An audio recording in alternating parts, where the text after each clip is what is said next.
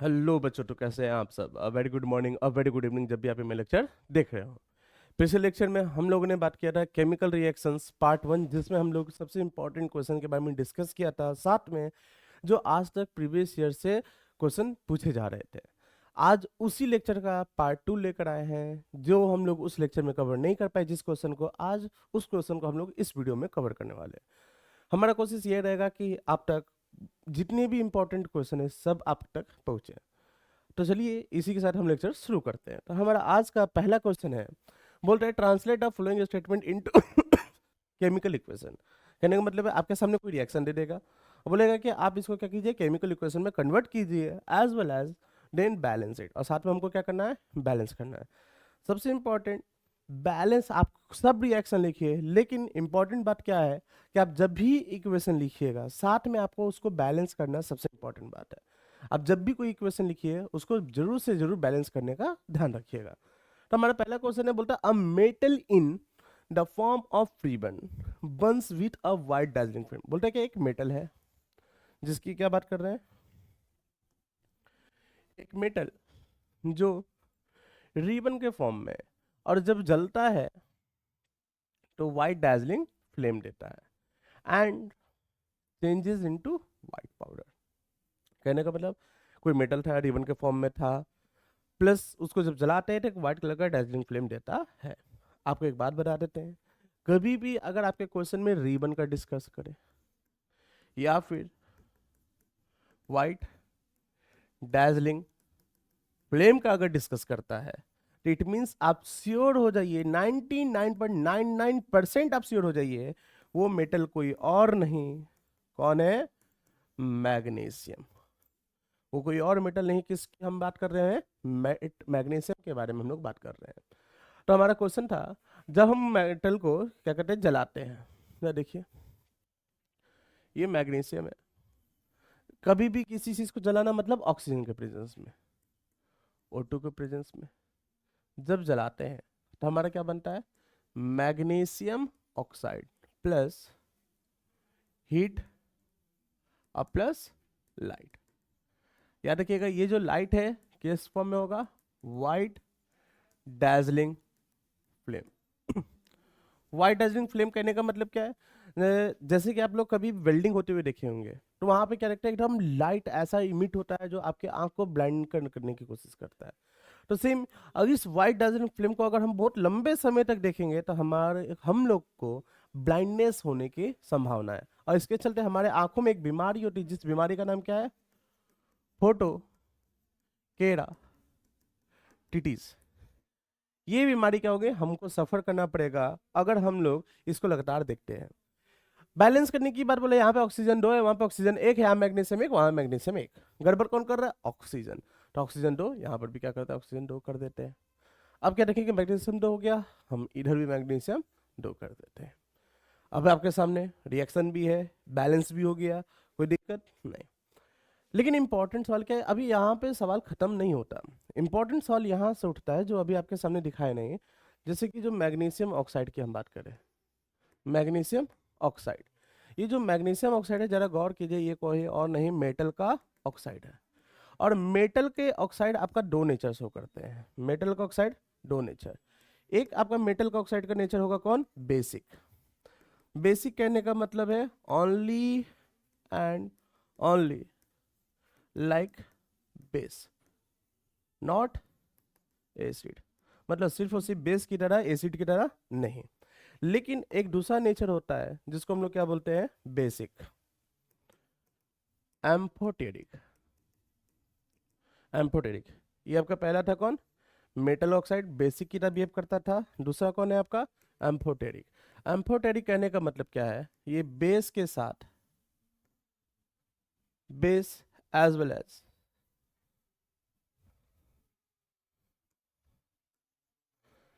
As well as acid, ये दोनों की तरह बिहेव करता है। आपका इंपॉर्टेंट बात है एग्जाम्पल।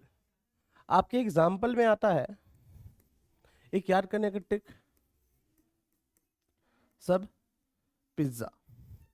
बट आपके सिलेबस में क्या है, बहुत सारी इसमें एलिमेंट है, केवल 5, 1 2 3 4 5 आपके लिए जो आपके सिलेबस में है। एक है एल्युमिनियम और दूसरा कौन है, जिंक। जिंक का ऑक्साइड और एल्युमिनियम का ऑक्साइड आपका कैसा बिहेवियर शो करते हैं, दोनों की तरह। इनका ऑक्साइड आपका एसिडिक भी होगा और इनका ऑक्साइड आपका बेसिक भी होने वाला है।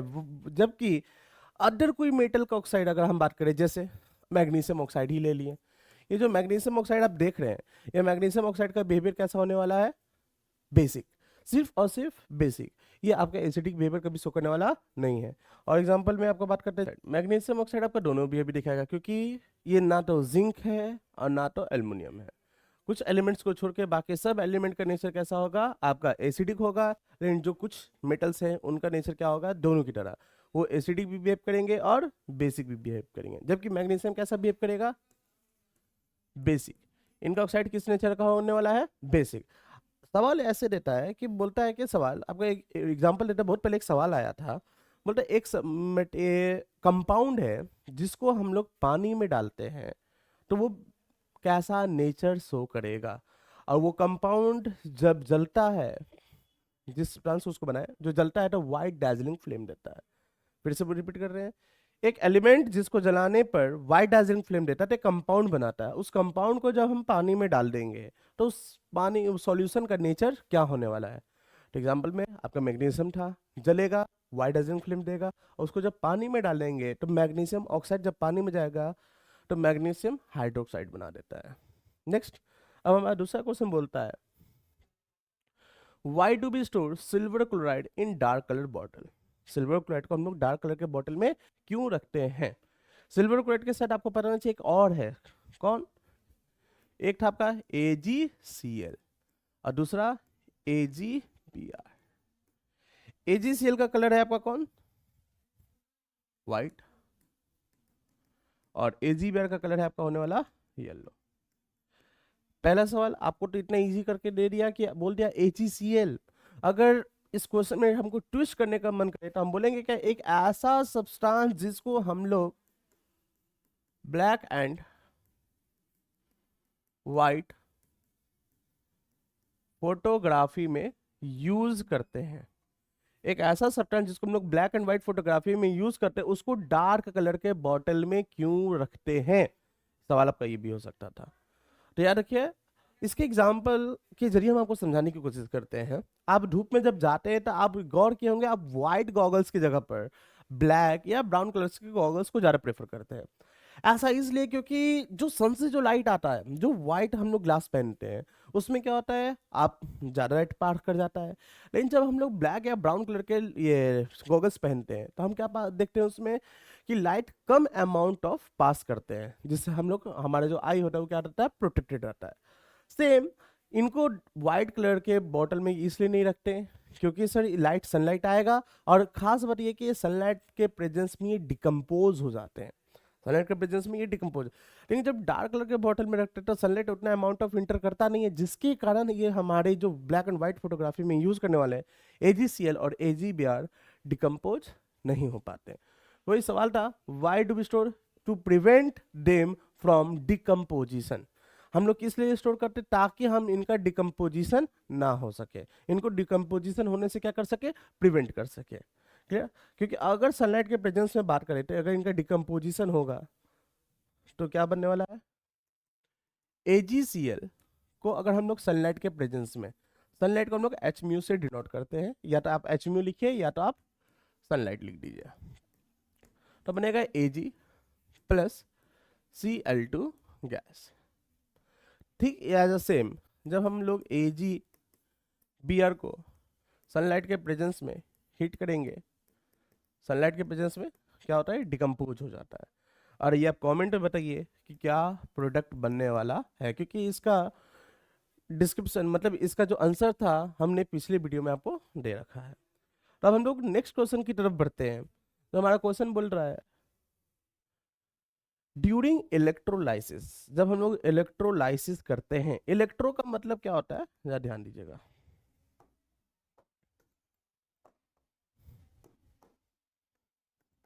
इलेक्ट्रोलाइसिस, इलेक्ट्रो का मतलब है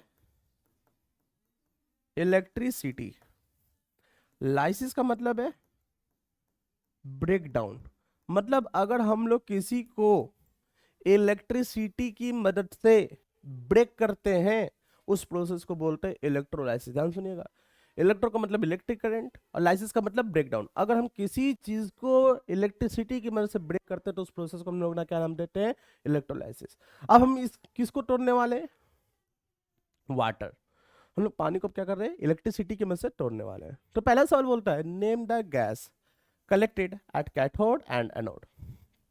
कहने का मतलब आप जरा बताइए कैथोड पर कौन सा गैस जाने वाला है और एनोड पर कौन सा गैस जाने वाला है। तो पहले बात करते हैं जरा आगे इसमें। कुछ सेटअप आपके सामने दिखा रहे हैं। इस सेटअप में खास बात देखिएगा, यहां पर है आपका प्लस, ये प्लस, और ये है आपका माइनस का साइन। कहने का मतलब जो प्लस होगा वो क्या आपका होगा, एनोड, और जिस इलेक्ट्रोड पर नेगेटिव चार्ज है उसको आप क्या कहेंगे, कैथोड। तो जब भी आपका पानी टूटेगा तो H2O को जब इलेक्ट्रोलाइसिस करते हैं तो पहले बात करते हैं एट एनोड। पहले रफ समझिए, H2O टूटेगा तो एक बनने वाला है H प्लस और एक बनने वाला है O2 माइनस। तो H2O एट, जब भी आपका पानी टूटेगा एक बनेगा H प्लस एक बनेगा O2 माइनस। सवाल है H प्लस पर जो कैथोड आप देखें अभी, कैथोड पर होता है आपका नेगेटिव चार्ज और एनोड पर होता है आपका पॉजिटिव चार्ज। कैथोड पर आपका नेगेटिव चार्ज, एनोड पर आपका पॉजिटिव चार्ज। जब पानी टूटा तो आपके सामने आया एक H प्लस बना, और जब पानी टूटा आपके सामने एक और आया कौन, O2 माइनस आया। सवाल आप लोग ने पढ़ा ही होगा कि पॉजिटिव चार्ज किसकी तरफ अट्रैक्ट होगा, नेगेटिव की तरफ, और नेगेटिव चार्ज किस पर अट्रैक्ट होगा, पॉजिटिव तरफ। तो बात करें H प्लस, H प्लस बताओ तुमको क्या पसंद है।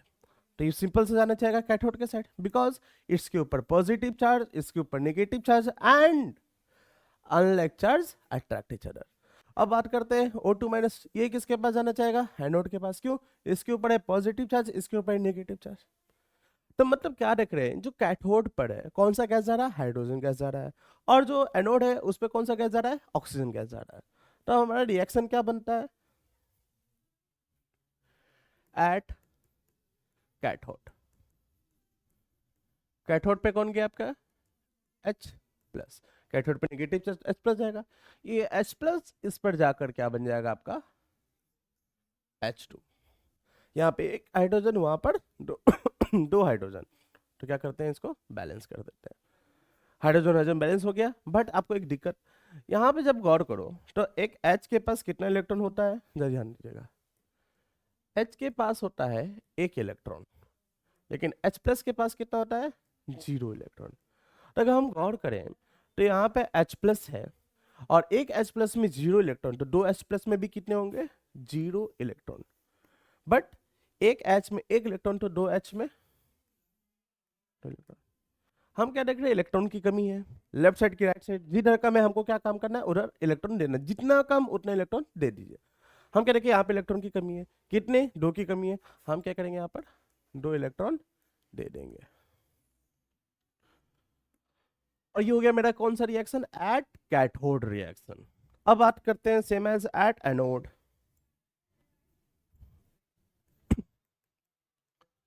एट एनोड, एनोड पर आपका कौन जाना चाहेगा,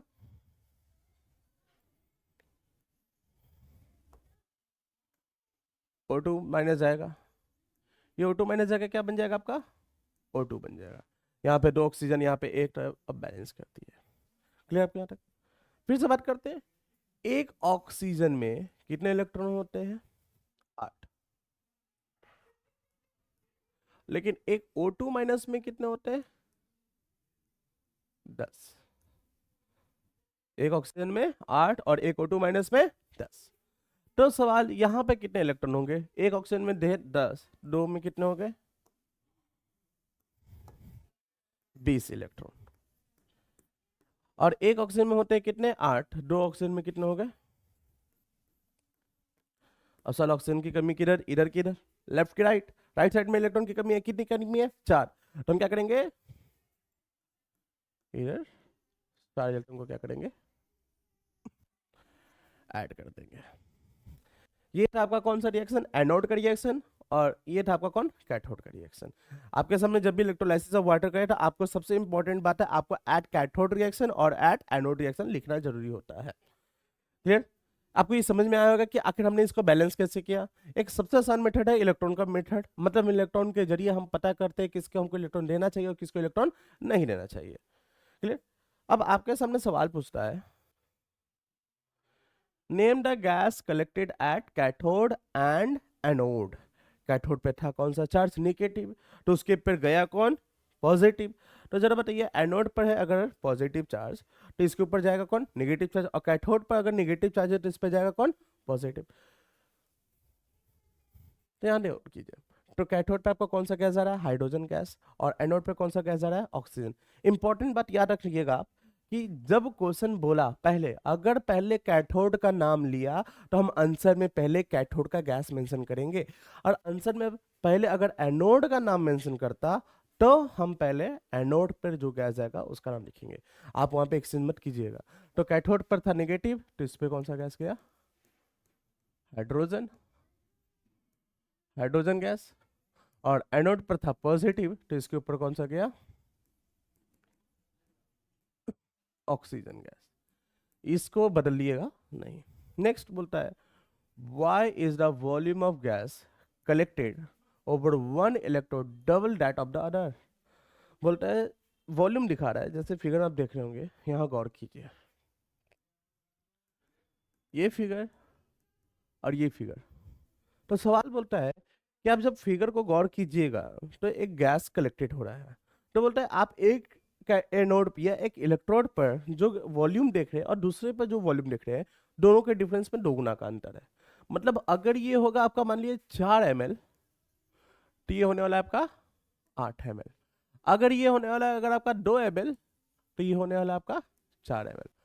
सवाल है ये जो डिफरेंस, ये डिफरेंस क्यों हो रहा है, जरा गौर कीजिए। जब H2O जब टूटता है तो कब बनता है H2 प्लस O2। गौर कीजिए, यहाँ पे हाइड्रोजन 2, यहाँ पे भी हाइड्रोजन 2, लेकिन यहाँ पे ऑक्सीजन 1, यहाँ पे ऑक्सीजन 2। बैलेंस करते हैं तो कैसे करेंगे, यहाँ पर 2 गुना कर दिए, तो हम क्या देखेंगे, हाइड्रोजन 4 हो गए लेकिन ऑक्सीजन 2, तो हम यहाँ पे क्या कर दिए, 2। क्लियर आपको? तो अब देखिए यहाँ पर हाइड्रोजन के 4 एटम, यहाँ पे ऑक्सीजन के 2 एटम, इधर भी हाइड्रोजन के 4, ऑक्सीजन के 2। रेशियो देखिए, हाइड्रोजन के हैं 4 एटम, ऑक्सीजन के हैं 2 एटम। अगर रेशियो लिया जाए हाइड्रोजन इज टू ऑक्सीजन तो आपका आने वाला है 2:1। तो मतलब हाइड्रोजन क्या है, डबल्स है किसके, ऑक्सीजन का। तो वॉल्यूम ऑफ किसका ज्यादा होगा, हाइड्रोजन का। हाइड्रोजन का वॉल्यूम क्या होगा, दुगना होगा एज कंपेयर टू किसके, ऑक्सीजन के। तो ऐसा सवाल पहले, बहुत पहले पूछा था कि why the volume of hydrogen gas is 2 times the volume of oxygen. मतलब कहने का मतलब जो हाइड्रोजन का जो वॉल्यूम है 2 गुना है किसके कंपेरिजन में, ऑक्सीजन के कंपेरिजन में। ऐसा क्यों, क्योंकि हाइड्रोजन का जो नंबर ऑफ एटम है वो क्या है, 2 टाइम्स। हाइड्रोजन का एटम 2 टाइम्स है विद रिस्पेक्ट टू ऑक्सीजन। यही रीजन है कि हाइड्रोजन का भी वॉल्यूम क्या है, 2 गुना है एज कंपेयर टू ऑक्सीजन। ये था। नेक्स्ट सवाल, नेम दिस गैस, क्या होता, हाइड्रोजन। आगे बोलता how will you test this gas. आप इस गैस को कैसे पता कीजिएगा कि वो हाइड्रोजन है, ऑक्सीजन है। जरा गौर कीजिए,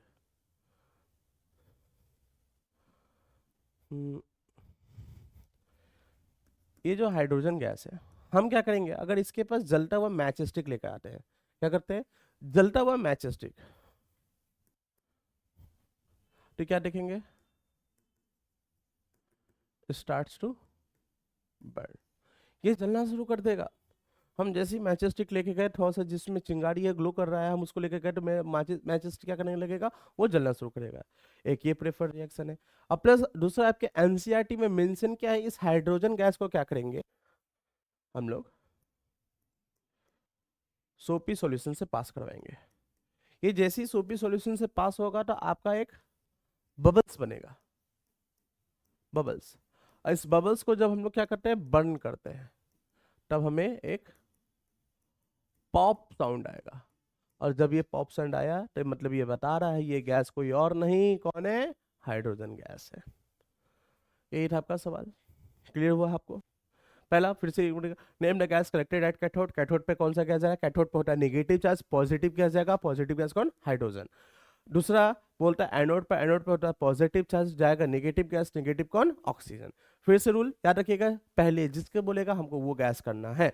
अगर पहले कैथोड का बोला तो हम पहले कैथोड पे जो गैस जाएगा वो लिखेंगे। ये मत कीजिएगा कि पहले हम बता देते एनोड का फिर बता देते कैथोड का, ज्यादातर चांस में ऐसे क्या होता है कि एग्जाम में गलतियां हो जाती हैं। नेक्स्ट बोलता है कि why is the volume of gas collected at cathode, why is the collected at electrode double than that of the other. क्यों दोगुना होता है, हम आपको बताएं, नंबर ऑफ एटम की खिल्ले, यहाँ पर नंबर ऑफ एटम क्या था, दोगुना था, दैट इज रीजन कि हमारा वॉल्यूम भी क्या था, डबल्स था। नेक्स्ट बोलता है how will you test this gas, हम क्या करेंगे, उस गैस को सोपी सॉल्यूशन में पास करेंगे, सोपी सॉल्यूशन में पास करने के बाद जो बबल्स आएगा उस बबल को हम जला के देखेंगे। अगर पॉप साउंड आया इट मींस हाइड्रोजन गैस है, अगर पॉप साउंड नहीं आया इट मींस वो हाइड्रोजन गैस नहीं है। नेक्स्ट हम लोग का आगे बढ़ते हैं क्वेश्चन 4 नंबर। बोलते हैं एक सॉल्यूशन है सब्सटेंस एक्स, कौन है वो, एक्स, जिसका यूज करते हैं हम लोग व्हाइट वॉशिंग में।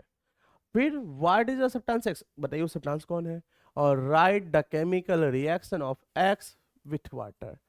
कहने का मतलब क्या है, एक सब्सटेंस एक्स हम उसको क्या करते हैं व्हाइट वॉशिंग में, व्हाइट वॉशिंग करने का मतलब है चूना पीटते, मतलब क्या कहते हैं पहले के आप देखिएगा रूरल एरिया में क्या होता था, वहां पर जो वॉल होता था वहां पे एक व्हाइट कलर का क्या करते हैं पेंट करते थे।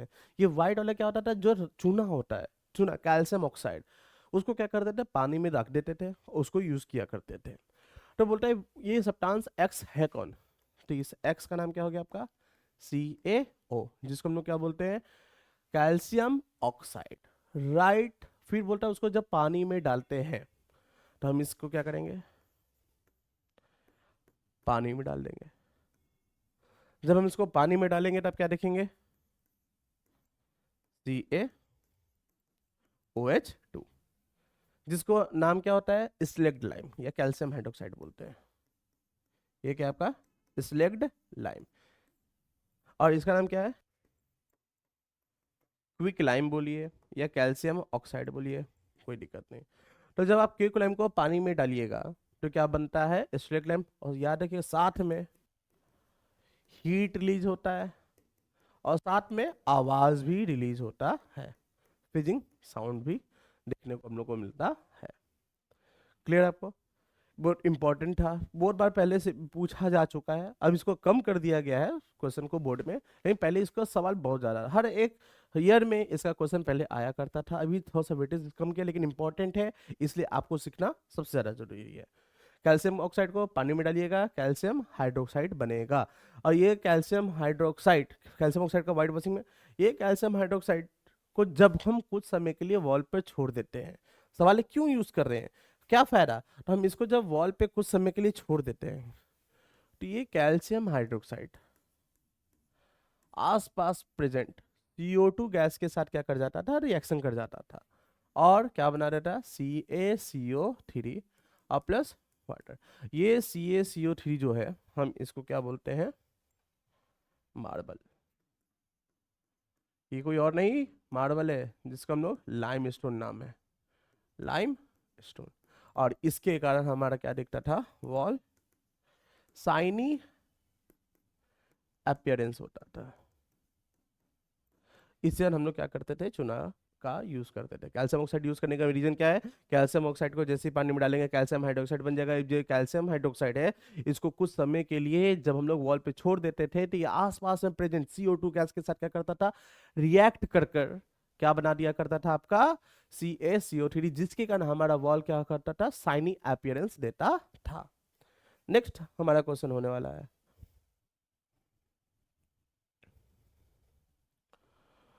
Why does the color of copper sulfate solution changes when iron nail is dipped? बोलता है क्या कॉपर सल्फेट का कलर क्यों चेंज होता है जब हम उसके अंदर किसको डाल देते हैं, आयरन नेल। आपको याद होगा आयरन का नेल Fe और CuSO4 जो ब्लू कलर का होता था सॉल्यूशन, जैसे हम इसको FeSO4 में डालते थे एक Cu कलर का सब्सटेंस। क्यों? याद कीजिए, आपको पिछले लेक्चर में बताए थे ये कौन सा रिएक्शन है, सिंगल डिस्प्लेसमेंट रिएक्शन। कौन सा रिएक्शन? Single displacement reaction. हमने इसका किसका यूज किया? रिएक्टिविटी सीरीज का यूज किया। हम क्या देखते हैं, जो आयरन है वो हाईली रिएक्टिव है देन कॉपर। इस आयरन ने क्या किया? कॉपर को हटा दिया। कॉपर को हटा के आयरन खुद रिएक्शन करके क्या बना दिया? FeSO4। और धीरे धीरे ब्लू कलर का सॉल्यूशन क्या होने लगा? फेड्स अवे, खत्म होने लगा। क्योंकि क्या बन गया? FeSO4। क्लियर? नेक्स्ट क्वेश्चन बोलता है अ जिंक प्लेट है। एक जिंक का क्या है? प्लेट है। इसको हम लोग क्या करते हैं? एक सॉल्यूशन में डालते हैं। कौन सा सॉल्यूशन है? कॉपर सल्फेट का सॉल्यूशन है in a glass container. It was found that, हम लोग क्या ऑब्जर्व करते हैं? The blue colour of the solution gets fader and fader with passage of time. मतलब धीरे धीरे ये जो ब्लू कलर का जो हमको फिगर दिख रहा था, सब एक साथ धीरे धीरे ये ब्लू कलर क्या होने लगा? समाप्त होने लगा। धीरे धीरे ब्लू कलर हटने लगा। After few days zinc plate, हम कुछ समय के बाद क्या करते हैं? जिंक का प्लेट निकालते हैं और क्या देखते हैं? A number of holes were observed in it. वहां पर जिंक का जो प्लेट था उस पर छेद हो गया। क्या हो गया? छेद। मान लीजिए जिंक का प्लेट हम साफ सुथरा डाल दिए थे, जब कुछ समय के बाद निकालते इस जिंक के ऊपर क्या रखने लगे? छेद है, कहीं कहीं क्या है? होल है। तो सवाल है क्यों है ऐसा होल? हमको आखिर ऐसा क्या हुआ कि हमको जिंक के ऊपर क्या देखने लगा? होल देखने को मिला। जरा गौर करते हैं। देखिए, जिंक को हम लोग ने कॉपर सल्फेट के सॉल्यूशन में डाल दिया। फिर as it is zinc highly reactive metal है, ये क्या करेगा? कॉपर को डिस्प्लेस कर देगा। तो क्या देखेंगे? ZnSO4 प्लस Cu बनता है। क्या करता है? ZnSO4 plus Cu। अब यही जिंक के ऊपर किसका लेयर आने लगा? सल्फेट आने लगा, जिसके कारण क्या होता है? हमारा जो जिंक का जो मेटल है उसके ऊपर क्या देखने को मिलता है? Hole. Because zinc is highly reactive metal and it displaces the copper. वो क्या करता है? कॉपर को क्या कर देता है? डिस्प्लेस कर देता है, हटा देता है। इससे जिंक सल्फेट बनता है और प्लस कॉपर जो क्या करता है? कॉपर का कलर क्या होता है? Reddish brown.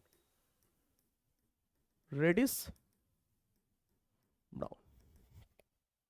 और इसके कारण हमारा जो जिंक का जो प्लेट उसके ऊपर क्या देखने को मिलता है? बहुत सारा होल देखने को मिलता है। नेक्स्ट ये हो गया आपका। बोलता है state the reason and the change. अरे क्या कारण है जो हमको चेंज ऑब्जर्व करने को मिलता है? जो भी जस्ट आपको पता है, क्या देखते हैं? Zinc highly reactive metal, copper को डिस्प्लेस कर देगा। Same reason. नेक्स्ट इससे बोलता है write the chemical equation for the exam. Zn था, CuSO4 था, Zn ने क्या किया? इसको हटा दिया। ZnSO4 plus Cu copper. Next आपका सवाल, why do we need to balance chemical equation? Most important, छोटा सा क्वेश्चन लेकिन बड़ा इंपॉर्टेंट। आखिर जब ये पहले हम लोग ने फर्स्ट इक्वेशन में देखा था, वहां पे हमने एक बात किया था कि हमको कोई भी केमिकल इक्वेशन अगर लिखते हैं तो हमने आपको बोला था सबसे इंपॉर्टेंट बात कि आपको वो बैलेंस करना जरूरी है। और ये सवाल आपका वही है कि हम क्यों बैलेंस करें? नहीं मन कर रहा है बैलेंस करने का, क्यों करें? तो इसका आंसर है because of law of conservation of mass. क्या आंसर है? Because of law of conservation of mass. ये लॉज आपको बोलता है कि हम लोग ना तो मास को कभी क्रिएट कर सकते हैं, ना तो हम लोग मास को कभी डिस्ट्रॉय कर सकते हैं। मतलब ना तो मास को हम लोग बना सकते हैं, ना तो मास को हम लोग खत्म कर सकते हैं। यही लॉज है जो बोलता है कि हमको हर एक केमिकल इक्वेशन को क्या करना जरूरी है? बैलेंस करना जरूरी है। ये लॉ क्या बताता है? This law states that, this law states that mass can neither be created nor be